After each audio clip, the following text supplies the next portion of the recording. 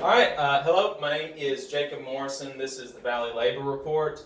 We wanted to talk today about who we were, have a little bit of an introduction, talk about what we wanted the show to be about, and go through some of the, one of the big topics that's in the news today, and then just talk about where what's going to be happening with the show in the next few weeks. So, my name is Jacob Morrison, and Yep, David Story.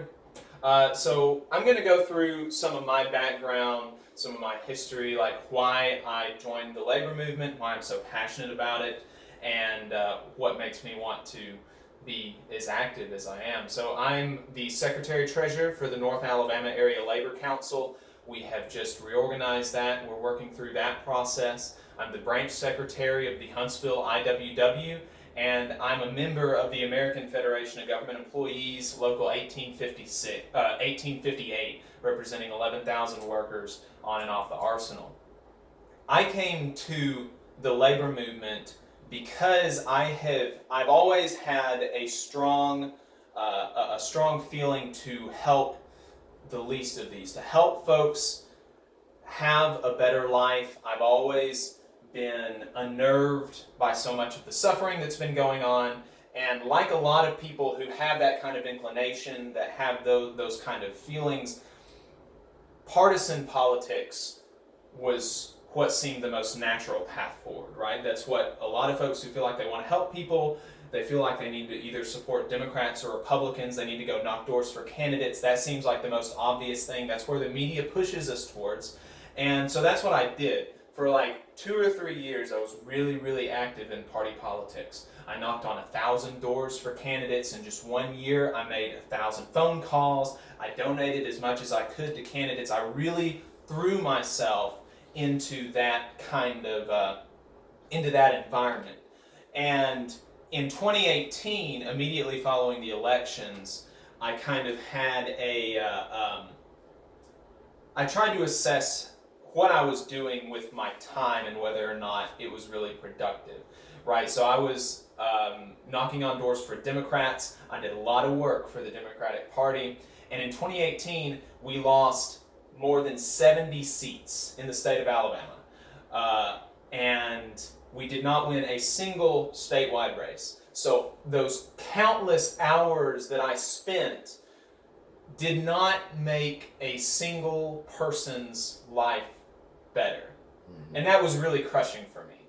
And you know, there are folks that I haven't totally eschewed Democratic Party politics. I'm gonna knock on doors for a couple of folks. I still support different candidates, but I understand the argument that people have that the work that we did in 2018 was foundation building. Right, the party has been defunct for years. We're just setting up networks again. We are rebuilding the party, and I understand that. And I don't hold anything against people that feel like that's where they're needed or feel like they can do that. I just didn't feel like I could do that, so I started searching for other things that I could do that would help people, that would help working people, and I started reading about the labor movement. I started reading some labor history, and I realized that to me made more sense to spend my time in, because it presents an opportunity to help people much more immediately and empower them. You know, when you go and knock on doors for a candidate, what you're saying is, you know, sir or ma'am, in 6 months, I want you to go and pull the lever for so-and-so, and I want you to hope that they win, and I want you to hope that if they win, they don't betray us like so many others have. Like, you just got to trust this person. You have to trust that they can win, and you have to trust that they won't betray you when they win. And that's like fundamentally the value proposition there is not empowerment. No matter who the candidate is, no matter what their agenda is, it's not empowering to the person that you're talking to. And it's totally different when you're talking about organizing your workplace, when you're talking about the labor movement. What you're going and saying to people when you're talking about organizing your workplace is you're saying that you have the power right now to make your life better. You have the power with your coworkers today to start doing something to make your life better. You don't have to rely on a politician. You don't have to wait for an election. You don't have to rely on the good graces of your boss. You can do something right now to make your life better. And that, when I've talked to people about that, just in the short time that I've been involved in the labor movement, it's been a little over a year now that I've really put myself in and devoted myself to this cause. I have seen so many more light bulbs go off talking about this than I ever did with electoral politics. And remember, I knocked on like thousands of doors. I made thousands of phone calls. And that was over 3 or 4 years. I have seen more transformations in people's mindset talking about this than I ever did telling a person about a candidate, telling a person to support a candidate. And so that makes me hopeful that this is the way forward. This is the way to build power in the working class. This is the way to make people's lives better now. And so that's why I've devoted myself to this cause. That's what really attracted me to it. And that's why I wanted to start this show with David, so that we can talk to a broader audience about the importance of solidarity and organizing your workplace and what it can mean to work together with your coworkers, with your fellow workers, with your brothers and sisters.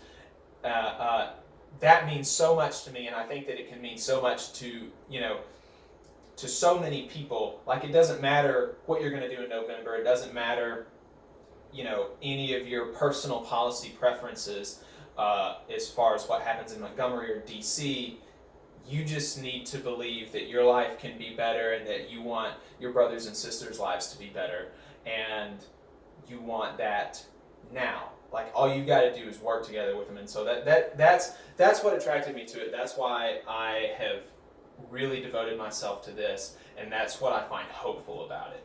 And so I'm going to let David take over. He's got a little bit of a different story than I do, but I think that you're similarly kind of enamored with the hope and the message that the labor movement, the value proposition that the labor movement gives. Yeah, and I agree with with a lot of what you're saying as far as that hope in the collective unit, as far as being able to bargain and make changes in your life immediately and effectively. Like we said at the beginning, my name is David Story.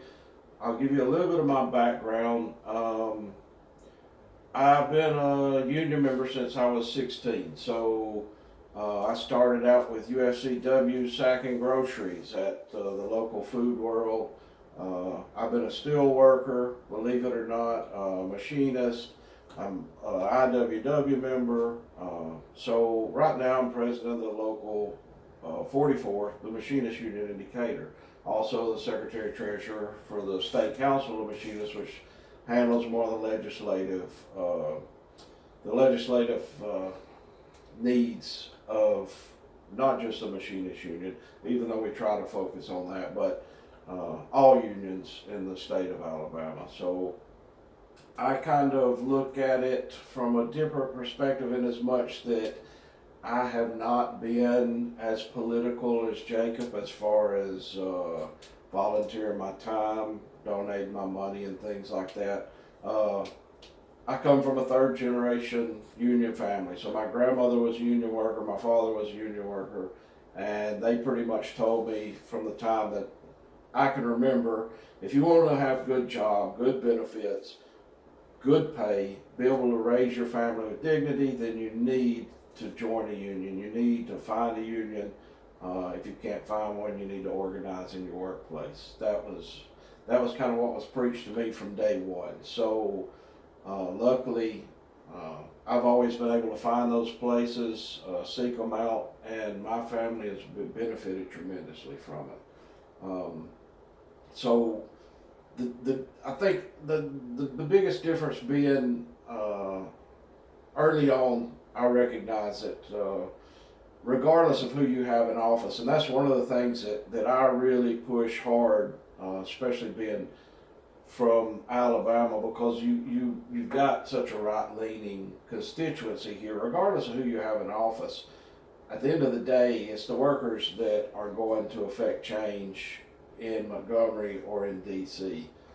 We can pin our hopes on the latest, greatest savior, whoever's going to come in and save us from all of our misery and anguish and woes and terrible, terrible working conditions, which you see constantly across us, not just across the state of Alabama, but everywhere across the United States. Workers being exploited, workers' lives being put at risk, health being put at risk with the chemicals, you name it. Those changes can happen on your shop floor consistently by working collectively with the group. At the end of the day, the workers on the floor can change so much more by bargaining collectively than any politician can do for us. So, yeah, that's pretty much where I'm at. And that's so important, the part about bargaining collectively and working together, because no matter what you do or where you work, you simply do not have the bargaining leverage to win some of these gains, right? Even professional employees, like, you can't go in and just say, I want a fundamental change in my compensation package. Like, you're just not that valuable as an individual.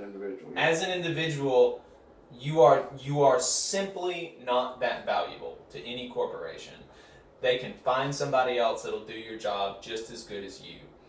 But when you start thinking about, well, what about all of the 30 people in my department?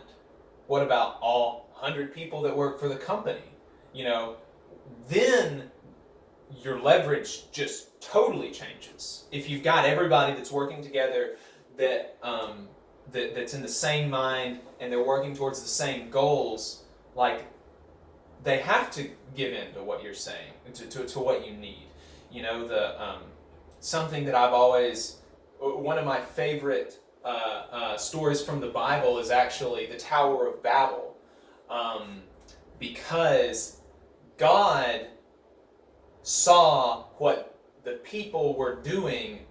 He said that they could build a tower to heaven and get into my kingdom without my permission if they're working together. Like, that's wild, right? So that is biblical. That the power that people have when they work together. And so that's something that I've always kind of taken inspiration from, about the power of people when they're working together. They can accomplish anything. Where as an individual, like, there's not a whole lot that you can do. And we talk about that all the time, as far as the word organized labor, for example. The union. If you come from a non-union area, if you come from a family that's not a union but don't have a union background, and you listen to a lot of the talking points on unions put forth not just by the right wing but also by companies in general, it's almost blasphemy. The union's terrible, but when you break it down on its basic level, it's organized labor, and the organized being the strongest aspect of that, that phrase. Yeah.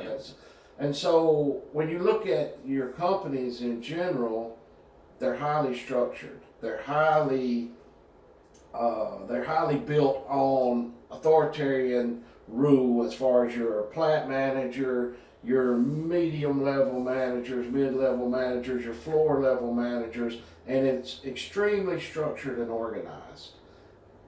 But everybody does what the top guy says, because the top guy is the one that's responsible for everything.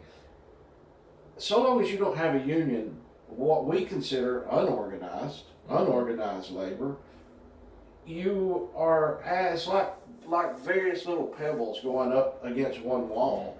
You can throw hundreds of pebbles at different parts of this wall, and you're not going to make a dent.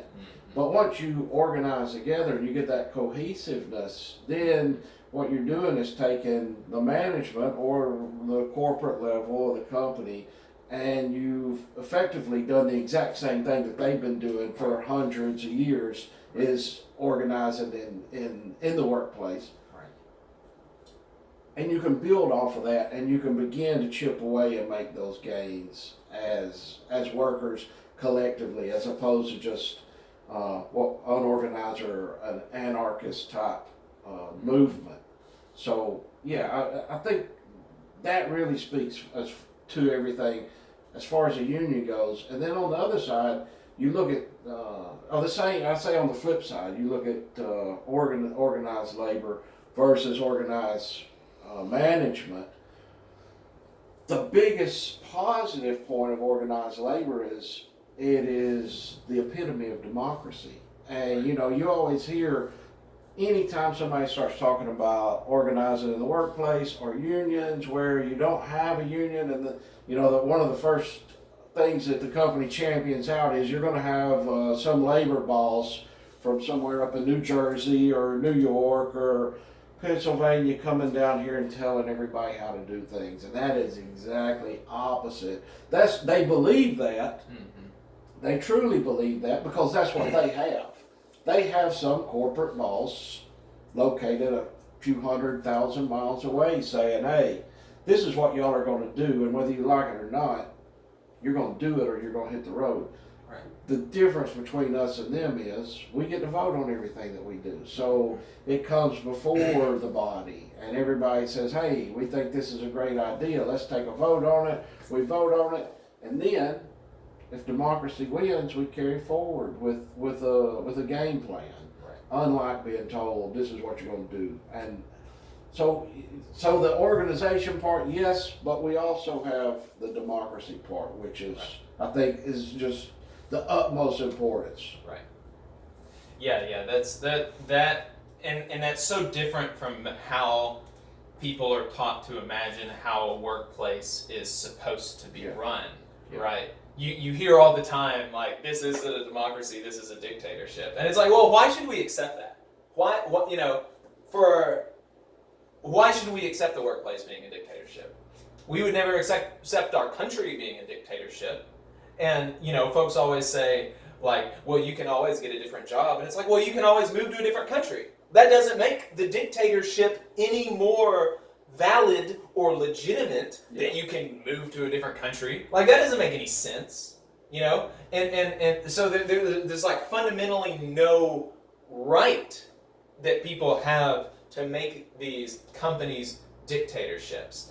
And morally, obviously, legally they have the right, but that's because they've been writing the laws. And so the way to counteract that, the only way to counteract that, and the only way to have some say in your workplace, and that's another thing, is that unions and organizing your workplace, it's not always about seeing a higher number on the piece of paper every 2 weeks. Right. It's not all about that. It's about having a voice in your workplace. It's about not having to follow the orders of a dictator, like, with no recourse. When you've got a union in your workplace, if the union is worth their salt, you've got some say about what management does. You've got some say about the orders that come down from corporate and whether or not that, we want to do them or whether or not they're legitimate. Because, like I said, as an individual, you can't fight back against those. If corporate says something and your boss tells you that corporate said something that you have to do, as an individual, it's like, well, you got to do it or you're going to be fired. But if everybody on the shop floor, everybody in the company is like, no, let's not, you negotiate, you bargain. And that's how, we should be restructuring companies that way. We should be forcing them to change to make it better for the workers, and so that the workers have a say in what happens in their daily life. You spend most of your waking life at your workplace. Why should you not have a say about what happens there? Yeah, and at the end of the day, who knows best how to run your workplace? I mean, I've heard you say it numerous times, and I think it needs to be said here today, is the fact that most of the time, the majority of the time, management makes terrible decisions. Right, because they don't do the work. They don't do the work. Exactly. They fundamentally don't have an understanding of what it takes to get product A over here out the door as product B, C, D, and E out this way. The workers consistently, whether it be an organized workplace or a non-organized workplace, the workers consistently save management from their own actions or their own inactions, because at the end of the day, like you've said 100 times, I've heard you say it, the manager could not show up today, work still gets done. The workers don't show up today, nothing gets everybody's going to sit around on what are we going to do now? Right. I think that speaks to as much not a dictatorial rule, an authoritarian rule, as far as you looking at management versus labor, but it speaks to how not only can you make your workplace better for the workers, but you're actually making the workplace, in essence, better for management as well, and better for the business owners, because the workers are going to do what makes it easiest to get the flow of work out. They're not going to put stumbling blocks in their way, and that speaks to one reason why you would think businesses would say, this may be a decent idea, but of course they want to have their open door policy where you can come talk to me anytime you want, and we all know how that works. Yeah, come talk to me individually, right? And I'll ignore what you say. I'll listen to you for about 5 minutes. If you carry on too long, it's time to go back to work. But once you're out the door, I'm not listening to a word he says, even though this person or this man or this woman may know the absolute best way to get something done. Well, and that's, especially when you're talking about service work, people who their livelihoods depend on the tips that they're getting from the customers. Of course they know how to do their job.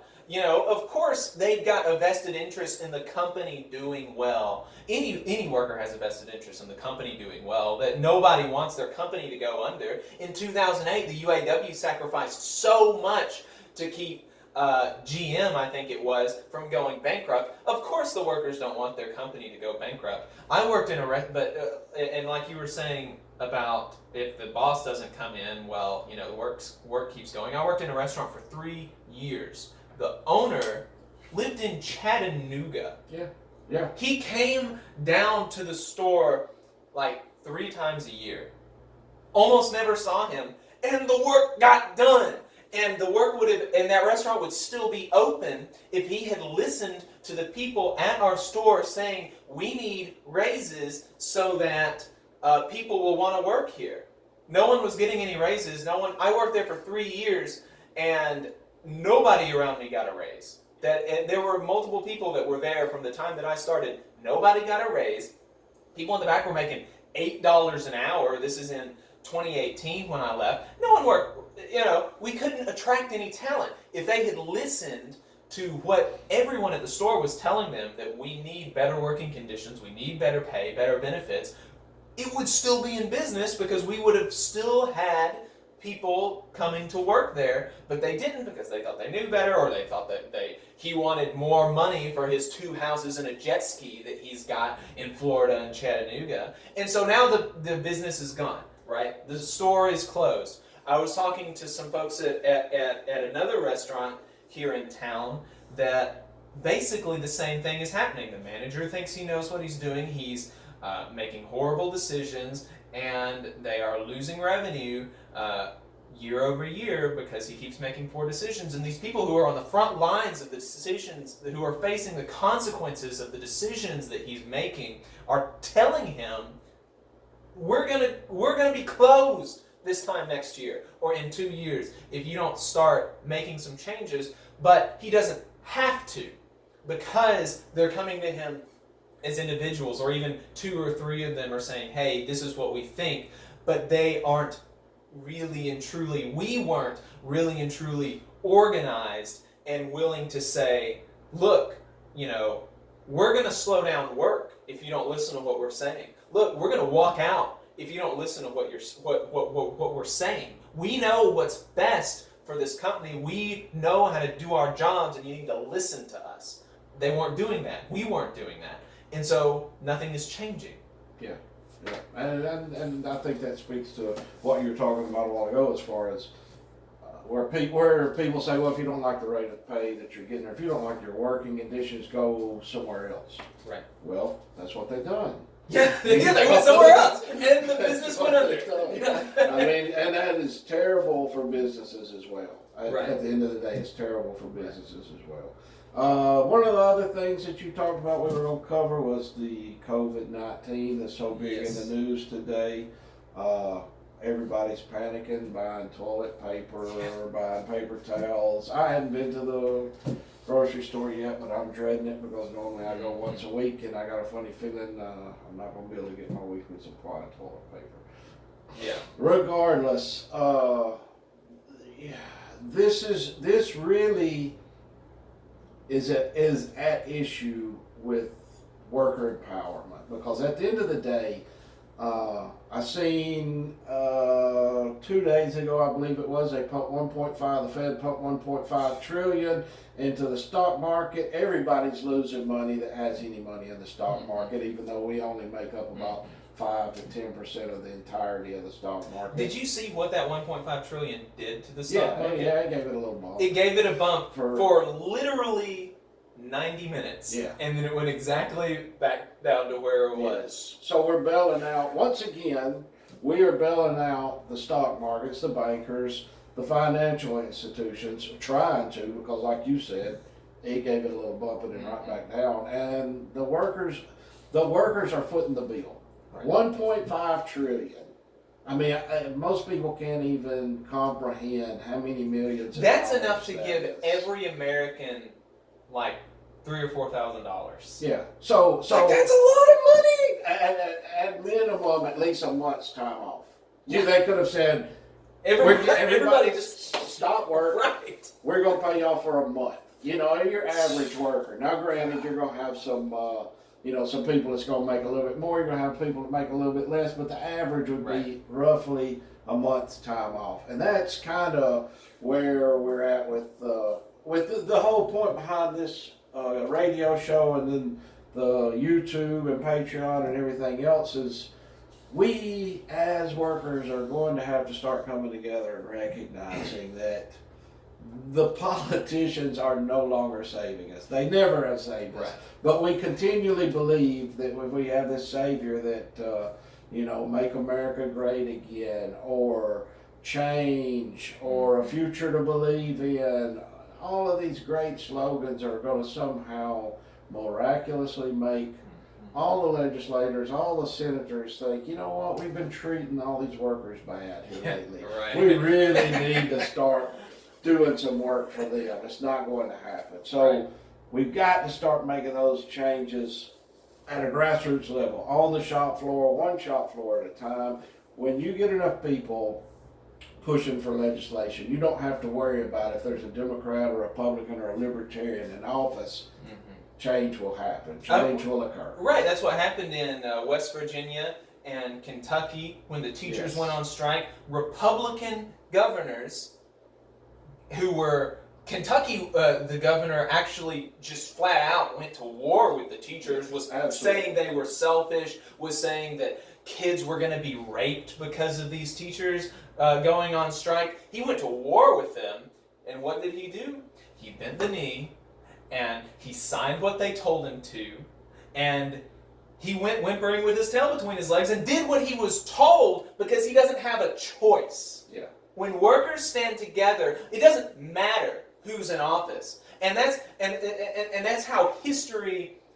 If you read history the way that I do, and I think that I'm reading history right. Of course, everyone thinks that they're reading history right, but the way that I read history is that's how it's always happened. Why do people not know that? The New Deal didn't come about because FDR was a savior and he was so good-hearted and everyone in the Senate and the House was so good-hearted. It was because if he didn't pass these reforms, there was going to be a revolution. Yes. People were going to, people like they were shutting down railroads consistently across the Right. entire United States. Railroads, and at the time, railroads were the only Right. method of moving capital from one place to the other. They recognize if we don't do something quick, we're Right. about to lose everything. And so that's what some of these packages that are being put forward, some of these kind of, people are talking about these things right now because they're trying to stave that off, because even though workers are so unorganized right now, they recognize the power that we have, so they want to give us a little crumbs. Like if this is, that this crisis has already got Republicans considering paid sick leave. Like, they're probably not going to pass it. If I was a betting man, I would say that they're not going to pass it. No chance. But there are people with an R next to their name that are talking about it. Yeah, well, if they're willing, even Trump has floated the idea of 100% tax break through Right. the end of the year. So, Right. of or course, McConnell said we're never going to bring that to the Right. floor because Yeah. we're not going to give these peasants anything. Right. Or stopping interest rates on student loans. Like, these are things that are happening right now because they're so scared of what people can do, even though we are so unorganized. Think about what the reaction to this would be if we were organized. Yes. If 30% of people were in unions and had power collectively and were actively participating in democratic governance all the time. Yep. Think about what it would be if we had 50% or 60% or 80% of people were coming together and making their demands louder and in solidarity. We would have had paid sick leave years ago. Yeah, well, Everyone, and that's obviously people should have paid sick leave. That's not a crazy thing to think that people should be able to not have to go to work if they are sick, especially service sector workers. And service sector workers are the least likely to have paid sick leave. Yeah. Yeah, well, at the end of the day, the government, we're working for the people. If you Right. gain that type of, if you build that type, not gain, because there's nothing that's going to come easily. We'll have to work for everything. We'll have to fight for everything, such is the struggle. But if you build that type of movement, the labor movement, the organized labor movement, to the point to where you gain that much ground, all of these bailouts, all of this will stop. Yep. The government will, regardless of partisan politics, the government will begin working for the people that actually have built the America as it is, as we see it Right. today. So yeah, bringing it back to COVID-19, that's going to be one thing. I had a friend of mine say the other day, we are literally in America 3 days of missed meals away from a revolution. Yeah. I mean, the fact of the matter is, most working class people don't have anything in savings. They don't have enough to cover $400 emergency. No, Yeah. they don't have enough to cover next week's food unless they get paid. Right. And that's the way they want you.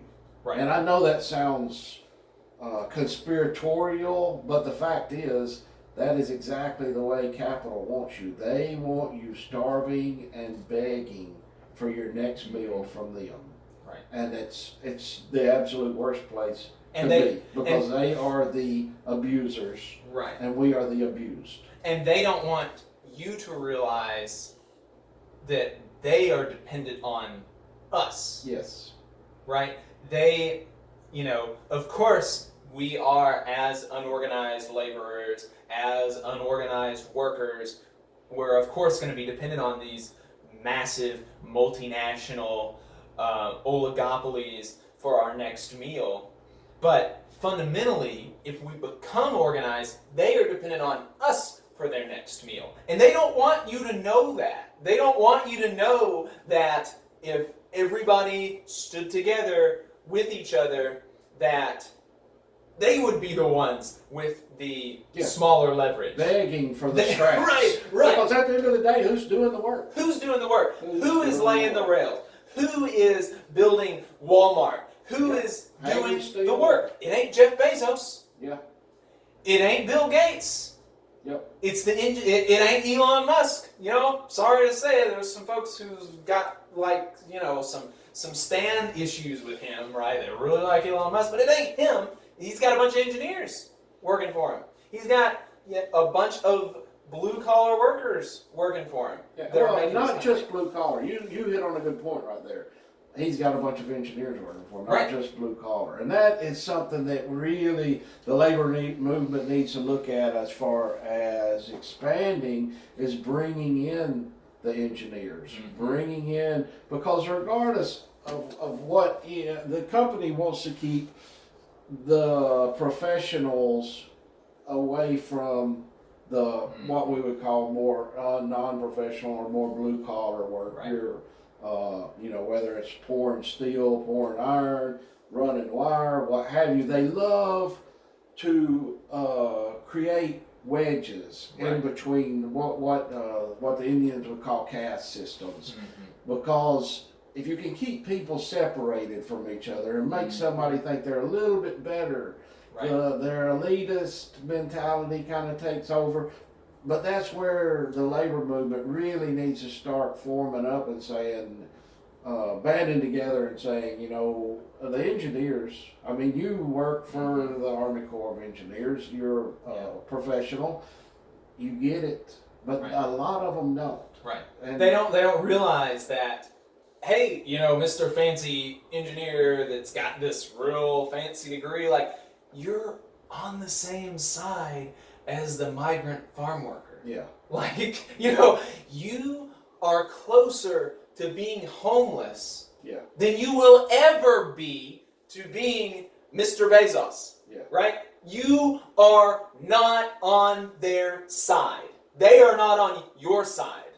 And you need to wake up. Yeah. You need to We're all workers. Realize what side you're on. Yeah. Whether you calculate trigonometry or whether you're machining a piece of metal, we're all workers. We're all making profit for a company, and we're all exploited, regardless of what anybody thinks. You may be in the $200,000 to $500,000 $500,000 average annual salary range. That's wonderful. I'm happy for you, but you're being exploited.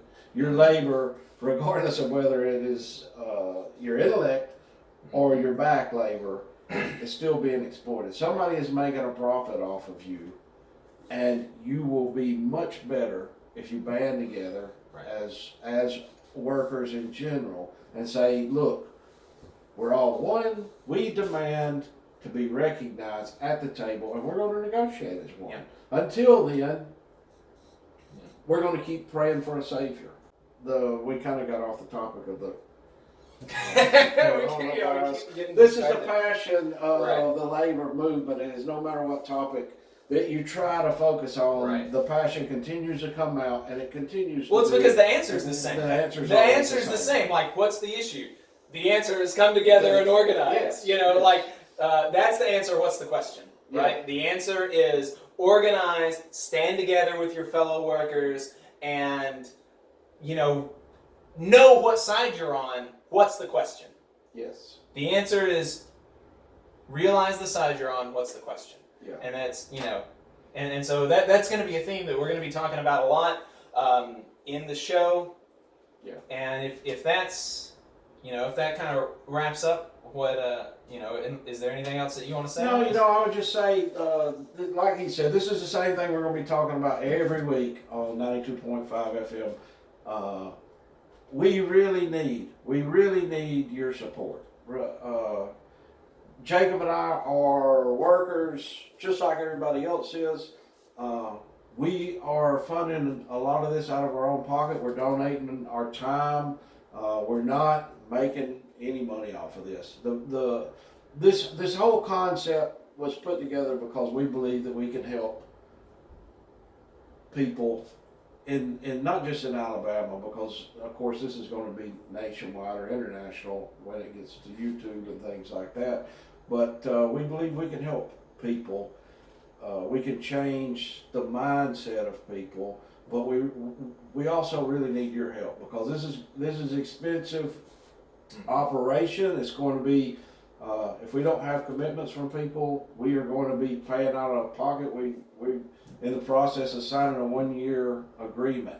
So regardless of whether anybody pays a penny in advertising, we're stuck with the bill. Right. So, to close everything out, I would like to say, if you made it this far, thank you very much.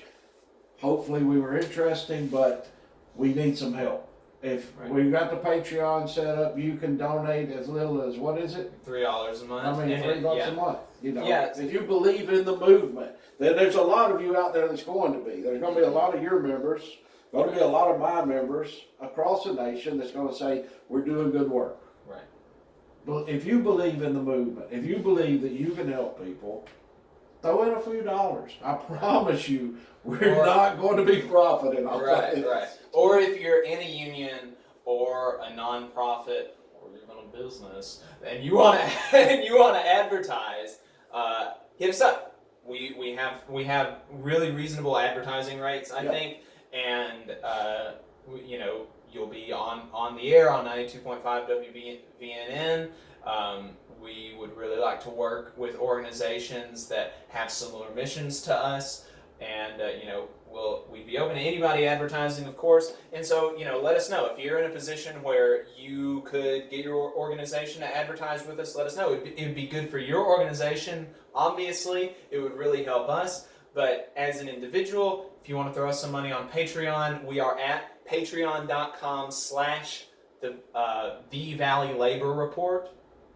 We're on YouTube under the Valley Labor Report, and we're going to be on Twitter at Labor Reporters, and we're at facebook.com/the Valley Labor Report.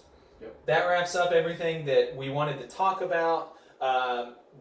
We're not going to be doing another video until our live broadcast. We just wanted to introduce ourselves, talk a little bit about where we're coming from, and so we're not going to be doing another video until the broadcast. Our first broadcast will be on Saturday, April 4th at 9:30. It'll be every Saturday after that from 9:30 to 11 on 92.5 WVNN. You can listen live online at WVNN.com, and we will be live streaming on YouTube, and we will be putting the videos up separately in clips on YouTube and on Patreon. So the first broadcast is going to be right after the Alabama Senate primary wraps up. We'll know whether the Republican nominee is Jeff Sessions or Tommy Tuberville. We'll talk a little bit about that. The Alabama state legislative session will be almost wrapped up. Yeah. So we're gonna be digging through the bills that have gone through and that are going through the legislative process down in Montgomery. And we're going to be trying to analyze those. What are they going to do for workers and working people, whether they're in unions or not? And we'll be talking about some legislation that's going through the Congress in D.C. And of course, who knows what's going to be on the news 3 weeks from now. We'll probably talk to that, and we'll tell you that the answer is to organize. Yes, so the answer is always to organize. Yes. Yeah. Organize is the answer. What's the question? Yeah. Yep. Sounds great. All right.